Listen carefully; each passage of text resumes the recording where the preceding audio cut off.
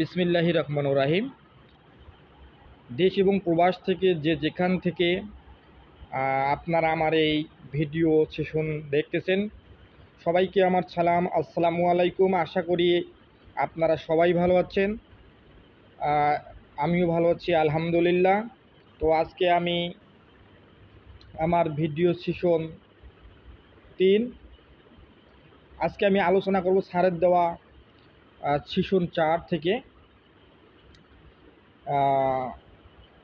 তো আসলে এই সেশনে বলা হয়েছে যে আমি চাকরি করব না, চাকরি দেব। এটা একটা আমাদের অনুপ্রেরণামূলক স্লোগান। এখানে কোনো দ্বন্দ্ব, হিংসা, বিদ্বেষ নেই। এখানে শুধু নিজের প্রতিভাকে জাগিয়ে তোলার জন্য অনুপ্রেরণা। যারা চাকরি করছেন তাদের জন্য এটা আরও একটা ভালো।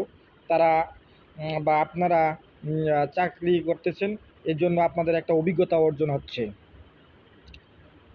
এখানে দেখা যাচ্ছে যে স্যার বলেছেন যে আমাদের দেশে যে স্কুল কলেজের ছাত্ররা আছেন তাদেরকে জিজ্ঞাসা করলে তোমরা কি হতে চাও, তখন সবাই বলে যে আমি ডাক্তার হব, কেউ বলে ইঞ্জিনিয়ার হব, আবার কেউ বলে যে আমি বিসিএস দেব, কিন্তু তারা কেউ কোনো দিন উদ্যোক্তা হতে চায় না।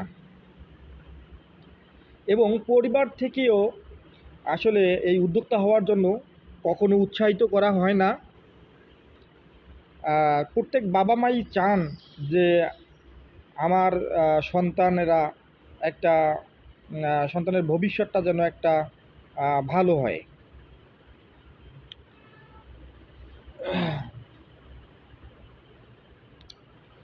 তো চাকরি দেব না, চাকরি করব না, চাকরি দেব, আসলে এই স্লোগানটাকে ফুটিয়ে তোলার জন্য স্যার এই সেশনটায় খুব সুন্দরভাবে একটা ব্যাখ্যা করেছেন। স্যার আরও বলেছেন যে দেশে কিন্তু প্রতি বছরেই অনেক শিক্ষার্থী পাশ করে বের হচ্ছে, কিন্তু যে পরিমাণ শিক্ষার্থী যে পাশ করে বের হচ্ছে সে পরিমাণ শিক্ষার্থী বা চাকরির সুযোগ নেই। অল্প কিছু শিক্ষার্থী চাকরির সুযোগ আছে, বাকিগুলো আসলে সবাই কিন্তু বেকার, তারা কিন্তু বেকারত্বের শিকার হয়। সেজন্য স্যার আসলে আমাদেরকে উৎসাহ দেওয়ার জন্য বা অনুপ্রেরণা দেওয়ার জন্য বা আমাদের সাহস জোগানোর জন্য আসলে এই সেশনটার মধ্যে খুব চমৎকারভাবে স্যার আমাদের উৎসাহ দিয়েছেন। তারপর হচ্ছে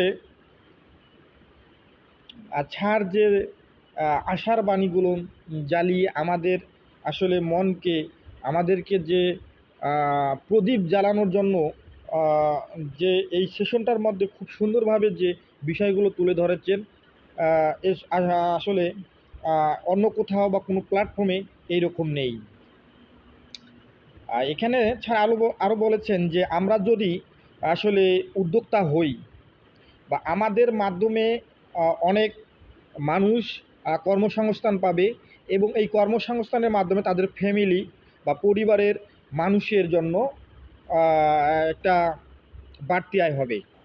এবং যারা চাকরি করতেছেন তারা যদি পাশাপাশি পার্ট টাইম কাজ করেন তাদের জন্যও ভালো, তাদেরও একটা বাড়তি অভিজ্ঞতা প্লাস একটা বাড়তি ইনকাম হচ্ছে, যেটা পরিবারের চাহিদা মেটানোর জন্য যথেষ্ট।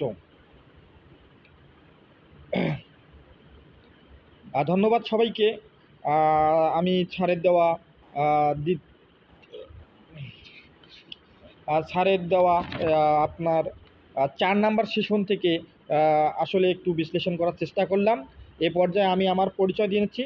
আমি ভালোবেসে যুক্ত আছি 26 নিজের বলার মতো গল্প ফাউন্ডেশনে 26তম ব্যাচ থেকে। আমার রেজিস্ট্রেশন নং হচ্ছে 1,37,208। আমার নিজ জেলা লালমনিরহাট।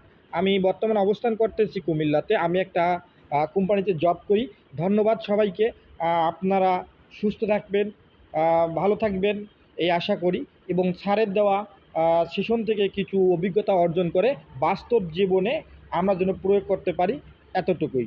ধন্যবাদ সবাইকে। আসসালামু আলাইকুম।